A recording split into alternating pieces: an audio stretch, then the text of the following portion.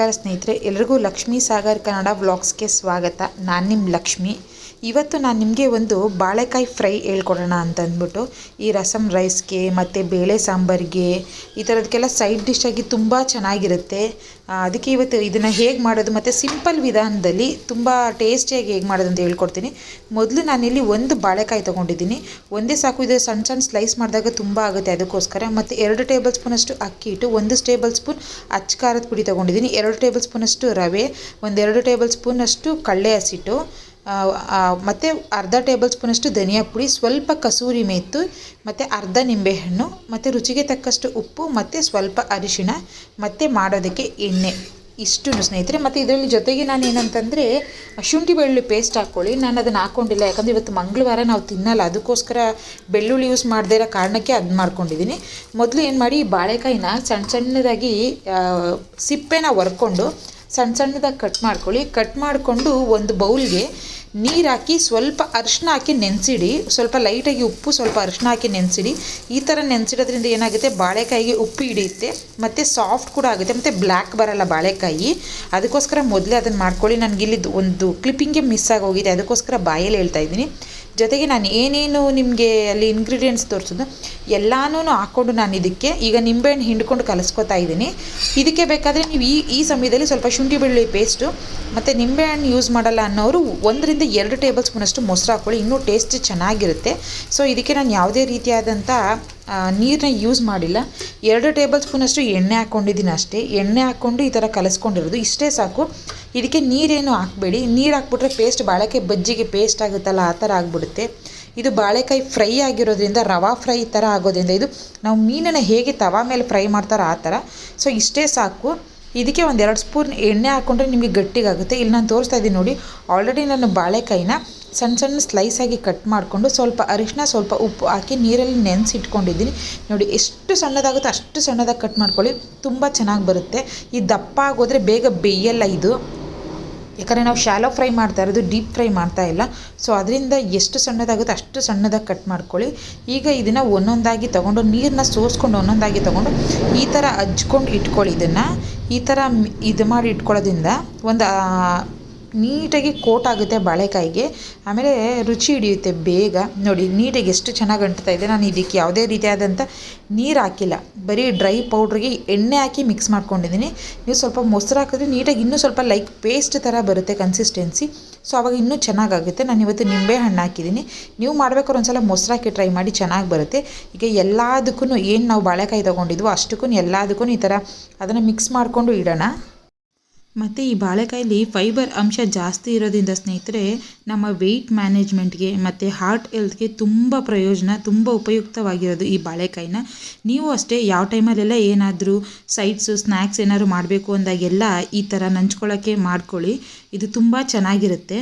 ಜೊತೆಗೆ ಈ ಬಾಳೆಕಾಯಿಂದ ನಮ್ಮ ಕಣ್ಣು ಹೆಲ್ತ್ಗೆ ತುಂಬ ಒಳ್ಳೆಯದು ಇದು. ಜೊತೆಗೆ ಈ ಬಾಳೆಕಾಯಿ ನಮ್ಮ ಇಮ್ಯುನಿಟಿ ಸಿಸ್ಟಮ್ನ ಬಿಲ್ಡ್ ಮಾಡುತ್ತೆ, ಮತ್ತು ನಮ್ಮ ಐ ಹೆಲ್ತ್ಗೂ ಕೂಡ ತುಂಬ ಒಳ್ಳೆಯದು. ಮತ್ತು ಈ ಬಾಳೆಕಾಯಲ್ಲಿ ಪೊಟ್ಯಾಷಿಯಂ ಅಂಶ ಜಾಸ್ತಿ ಇರೋದ್ರಿಂದ ಬ್ಲಡ್ ಪ್ರೆಷರ್ ಲೆವೆಲ್ನ ಕಮ್ಮಿ ಮಾಡುತ್ತೆ. ಕಮ್ಮಿ ಮಾಡೋದ್ರಿಂದ ಇದರಿಂದ ನಮಗೆ ಸ್ಟ್ರೋಕ್ ಆಗೋದು ಮತ್ತು ಹೈಪರ್ ಟೆನ್ಷನು ಇದೆಲ್ಲ ರಿಸ್ಕ್ನ ತಡೆಗಟ್ಟುತ್ತೆ ಸ್ನೇಹಿತರೆ.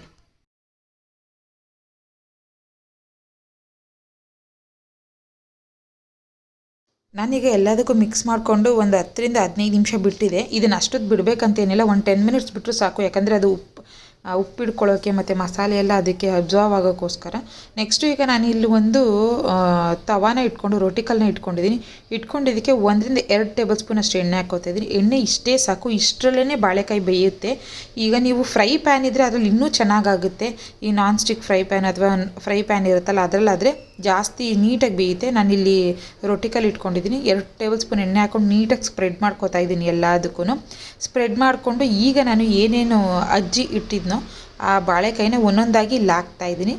ಇಷ್ಟೇ ಆಯಿಲಲ್ಲಿ ಸ್ನೇಹಿತರೆ, ನೀವು ಸ್ವಲ್ಪ ಫ್ಲೇಮ್ ಕಮ್ಮಿ ಇಟ್ಕೊಂಡು ನೀಟಾಗಿ ಬೇಯಿಸ್ಕೊಂಡ್ರೆ ನೀಟಾಗಿ ಆಗುತ್ತೆ, ಚೆನ್ನಾಗಾಗುತ್ತೆ. ಆಮೇಲೆ ನಮಗೆ ಇದು ಒಂಥರ ಎಷ್ಟು ಚೆನ್ನಾಗಿರುತ್ತೆ ಅಂದರೆ, ಈ ರಸಮ್ ಮಾಡಿದಾಗ ಈ ಬರೀ ಬೇಳೆ ಸಾಂಬಾರು ಮಾಡ್ತೀವಲ್ಲ, ತರಕಾರಿ ಏನೂ ಹಾಕದೆ, ಅಂಥ ಟೈಮಲ್ಲಿ ಇದು ಸೈಡ್ ಡಿಶ್ ತುಂಬ ಚೆನ್ನಾಗಿರುತ್ತೆ. ಈ ರವೆ ಮತ್ತು ಕಡಲೆ ಹಸಿಟ್ಟು, ಧನಿಯಾ ಪುಡಿ ಮತ್ತು ಕಸೂರಿ ಮೇಥಿ ಎಲ್ಲ ಹಾಕಿದ್ದೀವಲ್ಲ, ಟೇಸ್ಟ್ ತುಂಬ ಚೆನ್ನಾಗಿ ಕೊಡ್ತಿದೆ ಇದು. ಒಂದು ಸಲ ನೀವು ಮನೇಲಿ ಟ್ರೈ ಮಾಡಿ ಈ ಥರ. ಟ್ರೈ ಮಾಡಿ ನನಗೆ ಹೇಗೆ ಬಂತು ಅಂತ ಕಮೆಂಟ್ ಮುಖಾಂತರ ತಿಳಿಸಿ. ಮತ್ತು ಈಗ ಯಾರೆಲ್ಲ ಡಯಟ್ ಮಾಡ್ತಾ ಇರ್ತೀರೋ ಅಂಥವ್ರು ಡೀಪ್ ಫ್ರೈಡ್ ತಿನ್ನಲ್ಲ ಅಂತಂತಾರೆ, ಅಂಥವರು ಈ ಥರ ಒಂದು ಸಲ ಟ್ರೈ ಮಾಡಿ ನೀವು ಸೈಡ್ ಡಿಶ್ ಆಗಿ, ತುಂಬ ಚೆನ್ನಾಗಿರುತ್ತೆ. ನಾನೀಗ ಅದನ್ನು 2 ಕಡೆಗೂ ಇದು ಮಾಡ್ಕೊಂಡು ಬೇಯಿಸ್ಕೊತಾ ಇದ್ದೀನಿ. ನೀವು ಅಷ್ಟೇ ಆವಾಗ ಒಂದು ಸಲ ಈ ಥರ ತಿರುಗಿಸ್ಕೊತಾರೆ, ಇಲ್ಲ ಒಂದೇ ಕಡೆ ಸೀದೋಗುತ್ತೆ, ನೀಟಾಗಿ ಬೇಯಲ್ಲ. ಆಮೇಲೆ ತುಂಬ ಜಾಸ್ತಿ ಫ್ಲೇಮು ಇಟ್ಕೋಬೇಡಿ. ಈಗ ನಿಮಗೆ ಬೇಗ ಬೇಯಬೇಕು ಅಂದರೆ ಇದಕ್ಕೊಂದು ತಟ್ಟೆನ ಮುಚ್ಚಿ ಬೇಯಿಸ್ಕೊಳ್ಳಿ, ಇನ್ನೂ ಬೇಗ ಬೇಯುತ್ತೆ. ಅದು ಹಬೆಯಲ್ಲಿ ನೀರು ಬಿಡುತ್ತಲ್ಲ ಮುಚ್ಚಿದಾಗ, ಸೊ ಅದರಿಂದ ಇನ್ನೂ ಬೇಗ ಬೇಯುತ್ತೆ. ಇಲ್ಲ ಓಪನ್ ಫ್ಲೇಮಲ್ಲೇ ಬೇಯಿಸ್ಕೊಂಡ್ರೆ ಸ್ವಲ್ಪ ಟೈಮ್ ಆಗುತ್ತೆ. ಆ ಥರ ಬೇಯಿಸ್ಕೊಂಡ್ರೆ ನೀವು ಮುಚ್ಚಿ ತೆಗೆದು ಬೇಗ ಬೇಯಿಸ್ಕೋಬೋದು. ಈಗ ನೋಡಿ ನಾನು ನೀಟಾಗಿ ಫ್ರೈ ಮಾಡ್ಕೋತಾ ಇದ್ದೀನಿ. ನೋಡೋಕ್ಕೂ ಅಷ್ಟೇ ತುಂಬ ಚೆನ್ನಾಗಿದೆ, ಟೇಸ್ಟು ಅಷ್ಟೇ ಸ್ನೇಹಿತರೆ ತುಂಬ ಚೆನ್ನಾಗಿ ಬಂದಿತ್ತು. ನೀವು ಬೇಕಾದ್ರೆ ಫಸ್ಟು ಸುಟ್ಟು ನೋಡಿ ಉಪ್ಪು ಕರೆಕ್ಟಾಗಿದೆ ಇಲ್ಲೋ ಅಂತ. ನಿಂಬೆಹಣ್ಣು ಅಷ್ಟೇ ತುಂಬ ಜಾಸ್ತಿ ಹಾಕ್ಬೇಡಿ, ತುಂಬ ಜಾಸ್ತಿ ಆಗಿದ್ರೆ ಏನಾಗುತ್ತೆ ತುಂಬ ಹುಳಿ ಹೊಡೆದ್ಬಿಡುತ್ತೆ, ತಿನ್ನೋಕ್ಕೆ ಚೆನ್ನಾಗಿರಲ್ಲ. ಸೊ ಅದಕ್ಕೆ ಬೇಕಾದ್ರೆ ನೀವು ಮೊಸರು ಹಾಕ್ಕೊಳ್ಳಿ, ಮೊಸರು ಹಾಕ್ಕೊಂಡು ಮಾಡಿದ್ರೆ ಇನ್ನೂ ಚೆನ್ನಾಗಿರುತ್ತೆ ಟೇಸ್ಟು. ಈಗ ನಾನು 2 ಸೈಡೂ ಅಷ್ಟೇ ಬೇಯಿಸ್ಕೊತಾ ಇದ್ದೀನಿ ನೀಟಾಗಿ.